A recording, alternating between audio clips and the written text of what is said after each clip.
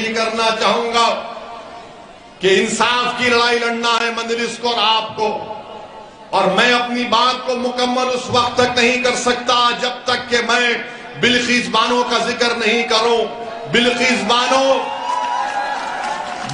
بانو صرف مسلمان کی بیٹی نہیں ہے، بلقیس بانو صرف ایک مہیلا نہیں ہے، بلقیس بانو ایک انصاف کا لڑائی کا نام ہے۔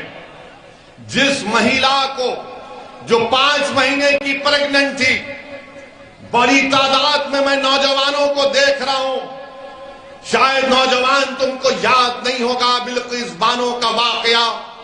بلقیس بانو 5 مہینے کی پریگننٹ تھی، بلقیس بانو کے ساتھ 3 سال کی بیٹی تھی، بلقیس بانو کے ساتھ اس کی ماں تھی، اور دنگائیوں نے بلقیس بانو کو روک کر اس کی عزت لوٹی، اس کا بلاత్కాر کیا، بلکہ جی نہیں بھرا تو بلقیس بانو کی ماں کا بھی بلاత్కాر کیا، جب جی نہیں بھرا تو بلقیس بانو کے ساتھ جو مہیلا تھی ان کا بھی بلاత్కాر کیا، اور ان ظالموں کا دل نہیں بھرا تو انہیں بلقیس بانو کے سامنے اس کی 3 سال کی بیٹی کے سر کو ایک پتھر پر مار کر اس کا قتل کر دیا۔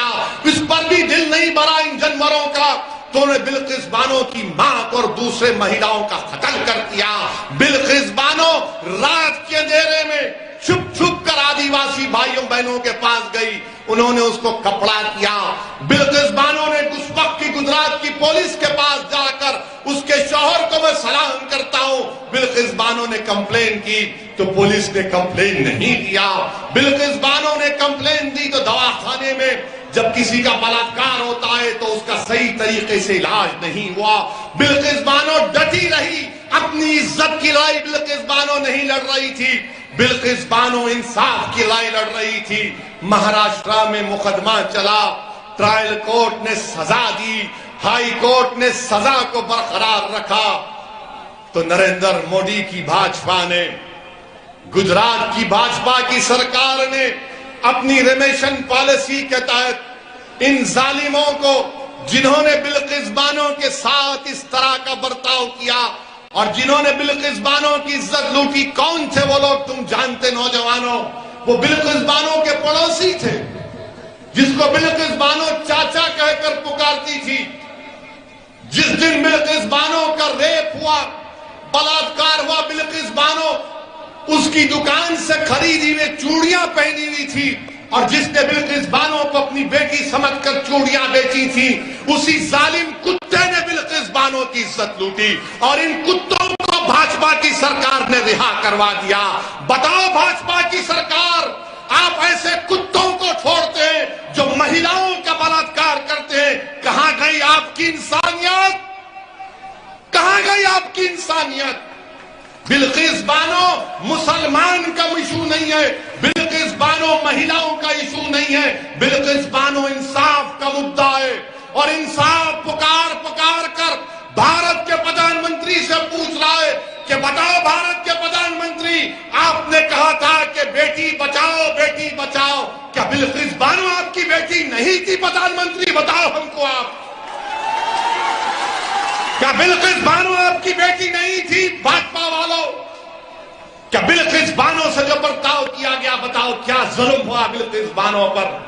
آج بلقیس بانو اپنے گاؤں کو جانے سے ڈرتی ہے، بلقیس بانو اپنے گاؤں کو جانے سے ڈرتی ہے، اور کیا کانگریس نے بلقیس بانو کا نام لیا؟ تم نے سنا کانگریس کے نیتاؤں کی زبان سے بلقیس بانو کا نام؟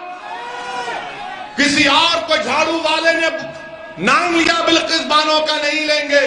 کیوں نہیں لیں گے؟ کیونکہ ان کو معلوم یہ لوگ کچھ بھی ہو جاؤ غلام ہے، ہم کو ووٹ ڈالیں گے۔